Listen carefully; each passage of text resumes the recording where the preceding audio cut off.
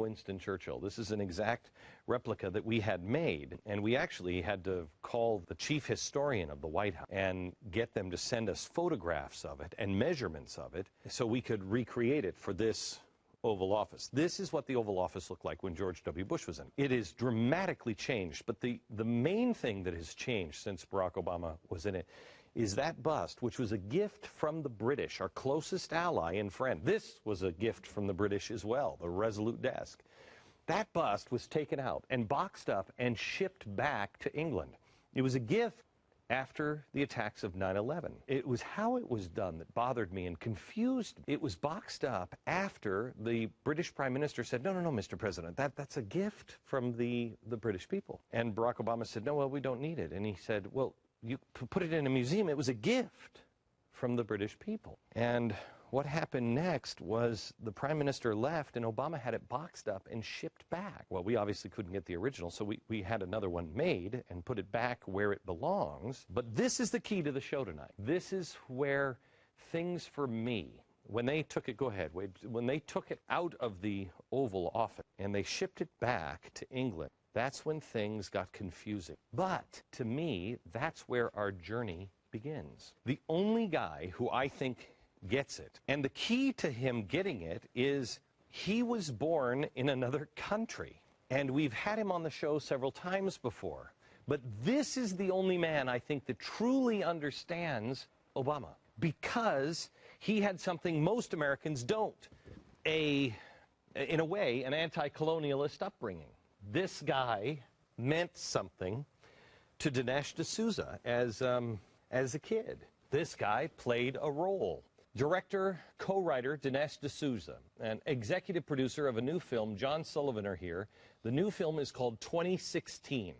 I just watched it, as did every member of the audience just a few minutes ago. It explains Barack Obama. I didn't know this was the key, but I knew something was really, really wrong. Explain that. Well, this man, Winston Churchill, is known to most Americans as the great fighter of the Nazis. We will fight them on the beaches. We will never surrender. And that's why Churchill is a bipartisan hero in America. But when I was growing up as a kid in Mumbai, in Bombay, we learned more about the other Churchill. And this was the Churchill who, from his young years, was a colonialist. He rode with the colonial armies in Afghanistan. He was with Lord Kitchener in the Sudan, a famous battle called Omdurman. Later, he became the colonial secretary in charge of all the colonies. Now, interestingly, with Churchill, when he met Gandhi, India's anti-colonial leader, Churchill said, I will not be the prime minister to preside over the liquidation of the British Empire. And in the 1950s, when Obama's father was growing up, there was an anti-colonial uprising in Kenya. Obama's father was arrested, his grandfather was detained, and it was Winston Churchill who had been re-elected as Prime Minister of Britain. He sent in the British troops that crushed the anti-colonial uprising in Kenya. So Obama has good reason to hate this guy. What did this say to you when you heard this story?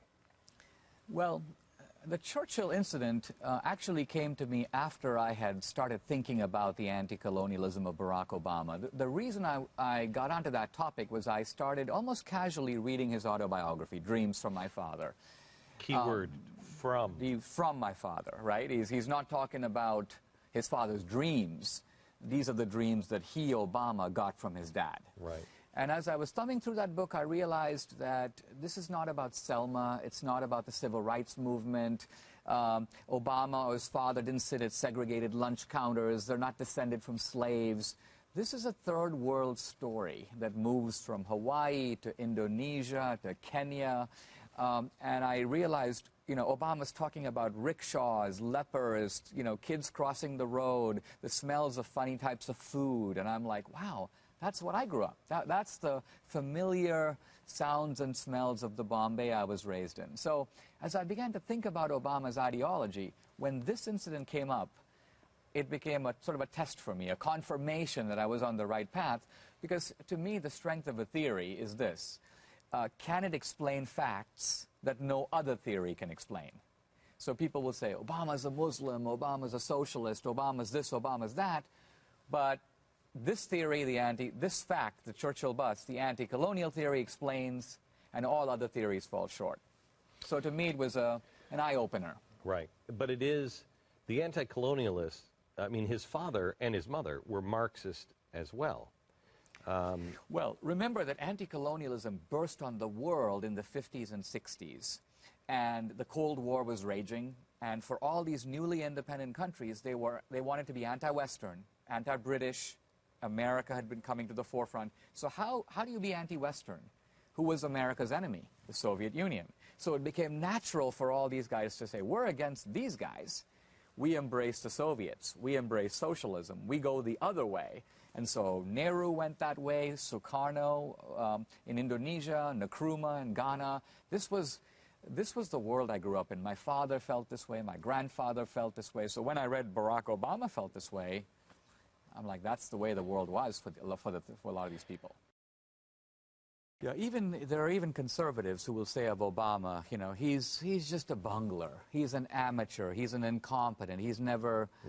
They don't. So their point is he keeps getting results opposite to what he intends. That's insane. And I just step back and say, maybe he's getting the results he does intend. Right. That's an easier way to understand a man. So I think the big error with Obama on the right and the left is we all think we're having this policy debate among people who share goals. We all want America to be prosperous. We all want America to be strong. We all want America to be number one. We're just debating how to get there. The message of this film is, wait a minute, there may be one guy, and he happens to be the guy, who is outside that consensus, and for good reason, has a very different agenda. When we come back, I want to ask that question, because that's the number one question of George Soros, of what I say about Barack Obama, what I say about Van Jones. They'll say, why? I mean, Glenn, they're successful. They make money. They've got all this power, blah, blah, blah. Why would they want the America that we understand and know destroyed? Answer that question when we come back. Well, Barack Obama's not a sort of traitor, or he hates America or anything like that. He subscribes to an ideology that sees America as the rogue nation in the world. What is this ideology? It's kind of a third world anti-Americanism, anti-colonialism. The basic idea here is that the whole ship of the world has gone wrong side up. And it's gone wrong side up for 500 years because one civilization, Europe, America, has conquered the rest of the world and stolen its stuff. That's the theory, that these rich countries only became rich by taking the wealth of the poor countries. So Obama, it has a global vision, and that is, I want to set the ship of the world right. And what that means is that America has to go down so the rest of the world can come up. The night he was elected, he said something along the lines that because of what we've done today, we have begun to change America and fix the world. Remaking America. That was his phrase. And as I listened to that, I thought to myself, how do you remake America without unmaking America? You got to take down the America that there is to put something new in its place. So now, weirdly, I think from Obama's point of view, he's doing what's good for America. It's almost like he's the coach of the Lakers, and he thinks it's really bad for the Lakers to keep winning. Why? Because it's making them arrogant, it's making them greedy and selfish and exploitative. It would be really good for the Lakers to start losing. So he's calling plays for the Lakers to lose. Now, if we're the Lakers, we'd want to fire this guy, right? But first we have to know that that's his agenda. And the genius of Obama is that he can do exactly what he wants, but explain it in terms that throw us off his path. If I'm a Lakers fan and the guy keeps losing, do you have to know his agenda to want him fired? No, you don't. 40% approval rating is astounding with this kind of record. He's defying gravity. Right. You have in the movie this amazing fact that Obama figured it out while he was in college, that people would want to help him if he put a mask on, right? Yep. Obama possesses in his pocket what can be called certificates of racial absolution. Now, I don't mean by this simply the fact that he's black, he's African American. That's not the key to it. The key to it is that he's a different kind of African American. He's not Jesse Jackson. He's not Al Sharpton. We're used to black leaders who make racial demands. you're a racist unless you pay me. And that has put America in a very defensive position. Here comes Obama, and he never brings the subject up. He's above it. He's the racial healer. So the point to make here... He's not. No, he's not, but the fact that he doesn't intimidate you with explicit racial appeals is immensely relieving to whites, because whites go, oh, wow, he allows us to believe that we've gotten beyond all that. By voting for him, see, I wondered to myself, why are all these guys like Chris Matthews? Chris Matthews is a hardcore guy. I mean, he grew up with Tip O'Neill. He's in the docks of Boston. He's a tough guy. But when he talks about Obama, oh, he's got a tingle. He says, oh, I got a tingle down my leg. He begins to talk in a very effeminate way. Now, why? I think it's nothing to do with Obama. It's Chris Matthews able to say that by my supporting Obama, I'm patting myself on the back. I'm a morally wonderful human being because I can vote for this guy. So this is Obama's secret weapon. He disarms us. I think Obama wants to reduce America's footprint in the world because he thinks we're stepping on the world. So what he's doing is encouraging anti-American forces in the Middle East. He used force to push out Gaddafi in Libya, and he used diplomacy to push out Mubarak in Egypt. Now, what did those two guys have in common? They were both doing business with the United States. Gaddafi is no friend of ours, but he was behaving himself since 2002. Mubarak was probably our greatest ally in the region, not counting Israel. Meanwhile, Obama refuses to use force when there's massive casualties in Syria. Didn't even bring up Iran. There were Iran, you had bigger demonstrations than Tahrir Square. Yeah. And Obama says, no, oh no, not only did he not intervene, he told the rest of us to be quiet, let's be calm, and all of that died off. So what do Syria and Iran have in common? They're deadly enemies of the United States, and they are allied with each other. So the only consistent explanation for Obama's double standard in using force over here but not over there, pushing this guy out, keeping that guy in. The name of the documentary is 2016. What does Israel look like in 2016? If I were an anti-colonialist, I would say that it is not enough to have a Palestinian state. It's not enough to give the West Bank and Gaza back. Why?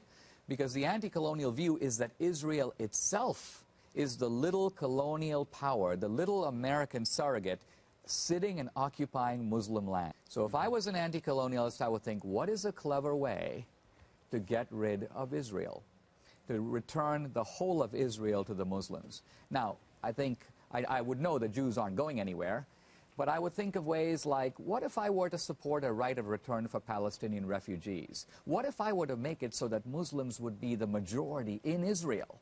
Then the Jews would be a minority in their own country, and it would cease to be a Jewish country. And I could achieve that result by demanding democracy. Everyone has an equal vote. Just as if I wanted anti-colonialism in the Middle East, I would demand that Saudi Arabia have a free election. I'd say, royal family, we've seen it now in Egypt. You put yourself on the ballot, you run against the Muslim Brotherhood, and let's see who wins that election. So we look at the Middle East, there are three important countries. There's Iran, there's Egypt, there's Saudi Arabia. Iran has been in the hands of the radical Muslims since '79. Egypt is in the process of transporting itself into the hands of the Muslim Brotherhood. Who's left? Saudi Arabia. So if the radical Muslims get that one, they have Mecca, they have Medina. One more quick thing. You have a piece where show Barack Obama sitting with Medvedev. The Russian president. And he leans over and he's, listen, I need some more room here. I'll have more room to maneuver. Chilling, bone chilling. Medvedev says, I'll transmit the Vladimir. And I stand with you. Yeah, and I stand with you. What does that imply? Well, that implies at the least that he has a hidden agenda. We may not know what that agenda is, but the clear meaning of what Obama's saying is he's saying, look, Medvedev, there are things I want to give you, and he's talking about missile defense in this case. He goes that if I were to tell the American people what those things are, they might not re-elect me. So wait, give me space, give me flexibility, his actual words, so that I can do these things after I'm re-elected. Remember, in the second term, a president is not tethered to public opinion. He becomes his own man. So weirdly, I think, despite all we've seen about Obama, we haven't seen the full Obama. Do we, that's frightening, do we survive 2016 if he's elected? Well, I think that we do not survive as, I mean, the risk is, will America still be a world superpower? That's question number one. The second is, what about America's wealth? Now, I mentioned in the film, this is directly from the Federal Reserve, American wealth from 2007 to now is down 40%. So that's almost half. If American wealth were to drop another 40% in the next 4 years, that would be a total decline of American wealth of 66%, not 80%, but 66%. America would cease to be a first world country, because this is happening at the time when other countries are dramatically coming up. Brazil, Indonesia, Chile, India. So America would essentially drop back into the also-ran of nations, which is to say we would be exactly in the position that the world was in 1500 before colonialism. There was no superpower. There were multiple nodes of influence. That's the world I believe that Obama wants.